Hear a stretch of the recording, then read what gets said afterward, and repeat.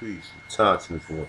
I just want to do a video on Omar Johnson and Roland Martin little interview he had, and how he had like three people on like that was cross interviewing him, asking him different questions. So I'm gonna get into it. But first of all, I'm just gonna play this clip of what he had on the Breakfast Club, and I'm just gonna make a response to this. And I like to basically say it like this, like, look, man. I still watch Umar Johnson videos periodically, depending on what the topic is on. When I first came into a lot of this information, I was on listening to Umar Johnson. But like the last 2 or 3 years, I started thinking that he might be an agent, maybe. I'm not going to say he still rallied for black people. He still says stuff that a lot of black people don't have the heart to say. When he's being interviewed, he never softened up. He always is straightforward with everything he say on most of his videos. He will say at an interview if the question is presented to him that way. My thing is with Umar Johnson, he's too intelligent for him not to know that we are not from Africa. He do not look like an African. Just because he's dark skinned doesn't make him look like an African. Okay? Now I'm just gonna play what he said to Charlemagne, okay? But they will fight like hell to protect that identity because they don't want to be identified with who they really are, and that's being African. As long as you have a skill, you can always feed your family. And the answer is real simple. You can expect exactly what you got from a Obama White House. Absolutely nothing. Black people know they're not American, but they will fight like hell to protect that identity because they don't want to be identified with who they really are, and that's being identity. Because they don't want to be identified with who they really are, and that's being African. But they will fight like hell to protect that identity because they don't want to be identified with who they really are, and that's being African. As long as you have. All right, now that comment right there, I really did not like. I am a Tonsilist. That means one sprung from the soil here she inhabits. For him to say we Africans and we not Americans, Umar Johnson, we are the only Americans. See, most of these educators who are so educated, they don't study etymology, nor do they understand etymology. They just talk it, and they only know these words. Half the people I speak to don't know what the hell American means. Now we talking about people who's supposed to be so educated and but they're using the term in which they don't know what it is.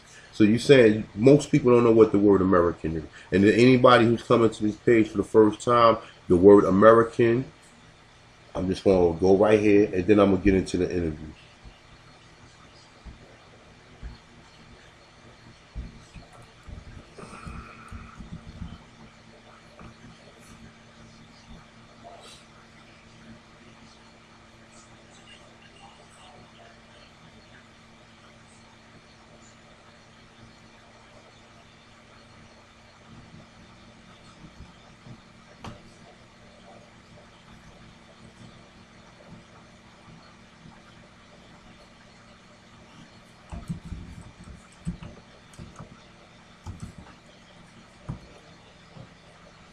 All right, this is the word American. Almost 100 and I think 189 years. It will be 189 years because we're 11 years away from 2028. All right, so 189 years ago. This is your Webster's Dictionary 1828, online dictionary, American dictionary of English language. And here we go. We have the word American. Now, he's saying that we are not Americans, right? My thing is this. The people who claim to be Americans are not Americans. And I got to go into this before I go into this video because I was going to make two videos, but I'm just going to make one. So bear with me. I'm going to go into the interview, all right? So the word American is a native of America, originally applied to the Aborigines or copper-colored races found here by Europeans. All right, but it says, but now applies to descendants of Europeans born in America. Okay, now look, now check this out. Now we're gonna exclude this, okay, because we know that this is not true. Your bloodline is European, and that's what you are. You're a European United States citizen. This is a Native American originally applied to the Aborigines. Umar Johnson, who are the Aborigines? Okay, who are the copper-colored races? Because obviously, you look copper color. You're not black. You're copper color. You look like the dark penny. But nonetheless, though, I'm going to go into the interview, and here we go, y'all. All right. So I'm just going to cross. I'm going to go through when he's getting crossed by the when he's starting to get questioned by the people. I think it's like right. All right, here we go. Right here. All right, so we'll go right here. Here we go.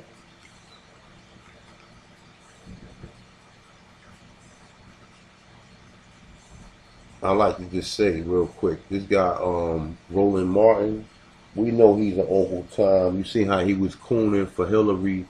We know how these Uncle Toms get down or whatever. Like when he basically try to set Umar Johnson up. He got he got 3 different people plus him. He's the narrator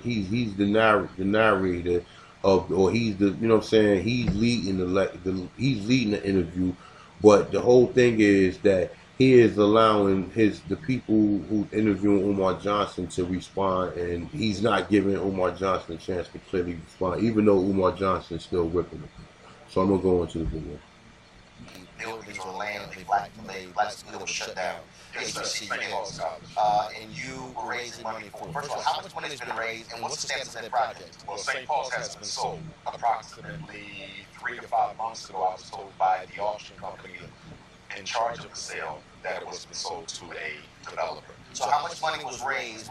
People gave. All the people gave. How much was raised, and what's the status of that? $700,000. And the status is we're still looking for a school. And the status is my start date for FDMG would be 8/21/18, or if at all, it may be delayed to 8/21/19, which is the anniversary of the Nat Turner Award. You say looking for a school? Why not start a charter school? You can start a school. Because charter schools are owned by the state, and I'm a Pan-Africanist. I believe what is to be done for black people must be done by black people. Why do I want a charter school? So you want a private school? Exactly. Independent school. Lauren. So the question of interracial marriage, I mean, come on, man.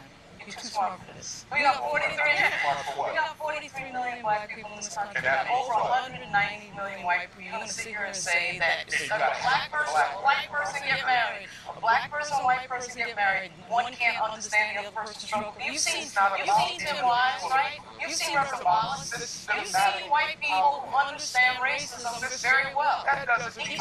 Look at this coon in the corner. He don't even look like an African American. When you see things This guy, he waiting to go. This fucking coon. Us gaining just fine, and that's why murder happened. So the idea that somehow a white person can't understand our struggle.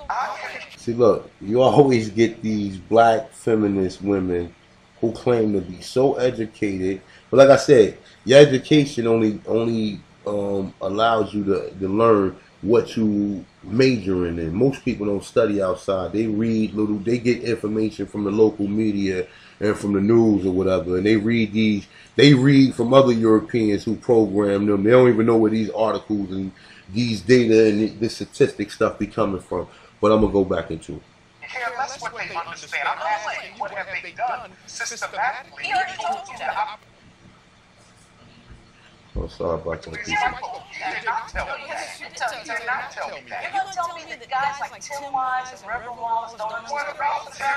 They don't understand racism. Articulate racism. So what has he done? There are no white people that understand racism in America. There's no white person. There's no white people who understand racism in America. There's not a white person.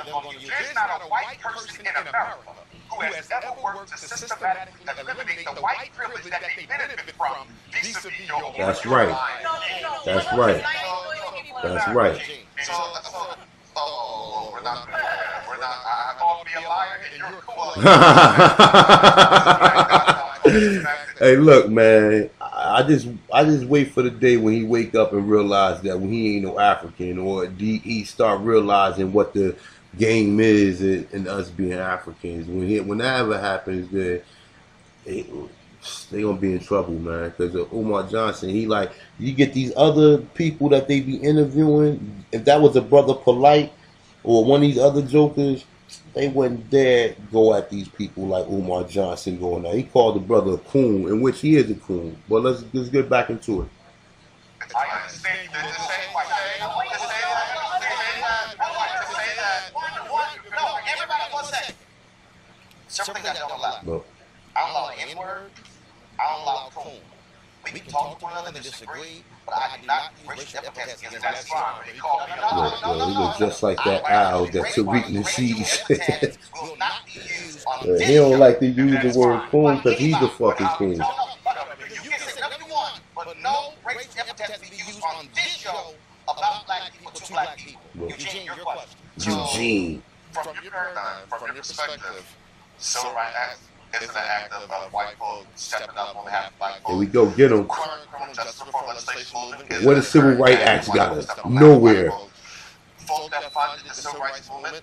The people who funded was the NAACP and all these other Jewish corporations that was basically funding our demise, and which that's the reason we're in the situation we is now.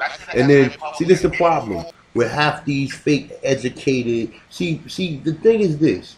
You can't be educated and be blah, blah. That's why I respect Umar Johnson. A lot of people got problems with him. The problem I got with him is this. He puts that Pan-African, but the thing I like about him is that he definitely fight for black people. Now, that's my overall goal, even though that I do mention Aborigines in North America, which that's it. That's when I'm going to start with my people. But, look, man, he be going at him, man, and this is enjoyable to watch him eat these people up. Forward together. Yes, we have individual struggle. Yes, we have struggle. Yes, we have. Yes, we have.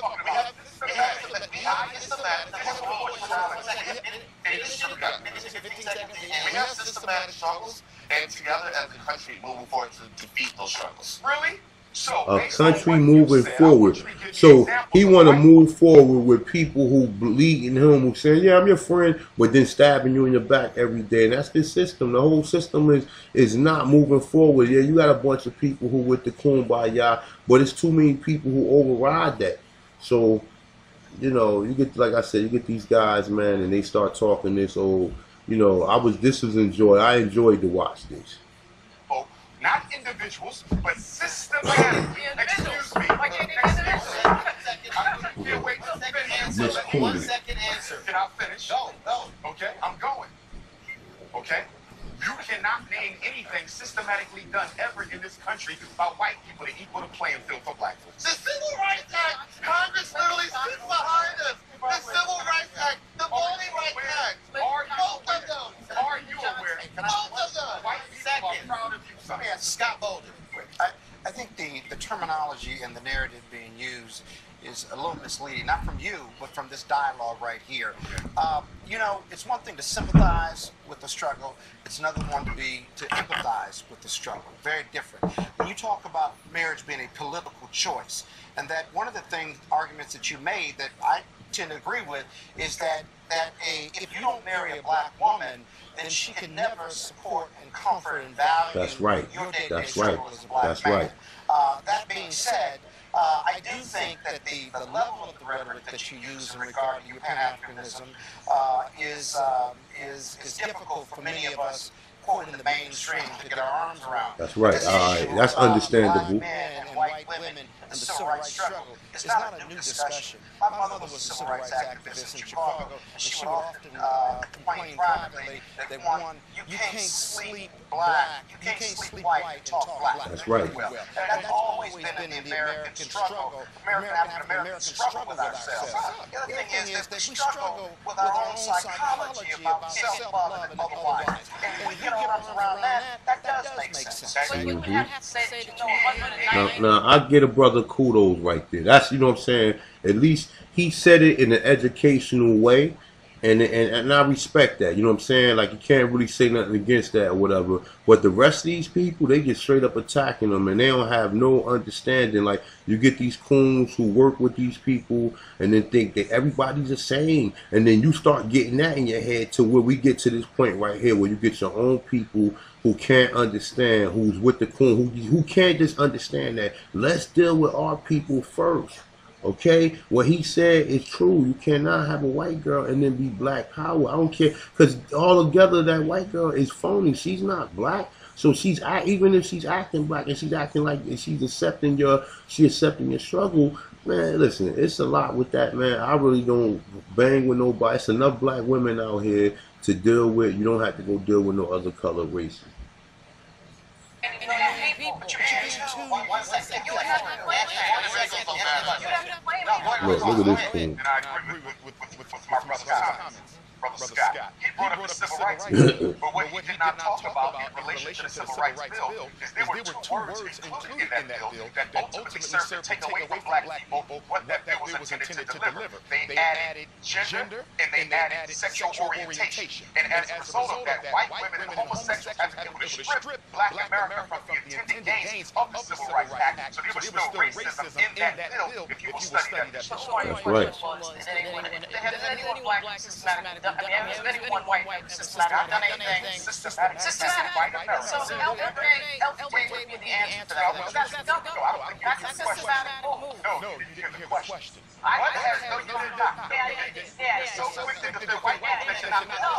Yeah. She always, see, she's so quick to defend white folks to the point to where she want to cause a argument with her brother. I believe she said LBJ or whatever. And what did he do? The Votes Right Act? Give us the right to vote? Come on, man. This shit that was supposed to be already the right. We supposed to have the same equal rights and equal equality to everyone. But we still don't have the same equal rights and equal equality to immigrants in this country right now. To legal immigrants, and they treat illegal immigrants better than they treat the Aborigines in North America. But let's go back into it. It's about to be over. What about that answer? The question was, what has white America done? Right? Not individuals. Systematically. Right. She is. 20 seconds, I'll finish. In 20 seconds, I'll say that the panel that you have here, who are extremely intelligent, do not represent the everyday black man and woman struggles, and because of that, they can articulate. Days on TV1. So that's that, man. I'm just glad, you know what I'm saying, Umar, he ripped them because, like I said, a lot of these people, they come on here and they just expect black people to roll over from everything that they stand for and what they preach or whatever. At least Umar, wherever he go, he take that with him. And most of all the interviews he said. But like I said, the African thing is a no-no. That is misleading us in a most way because we don't have a nationality. So come on, people, man. Let's get with it, man. But this is definitely a good interview. But with that being said, I'm Thompson. I'm out, people.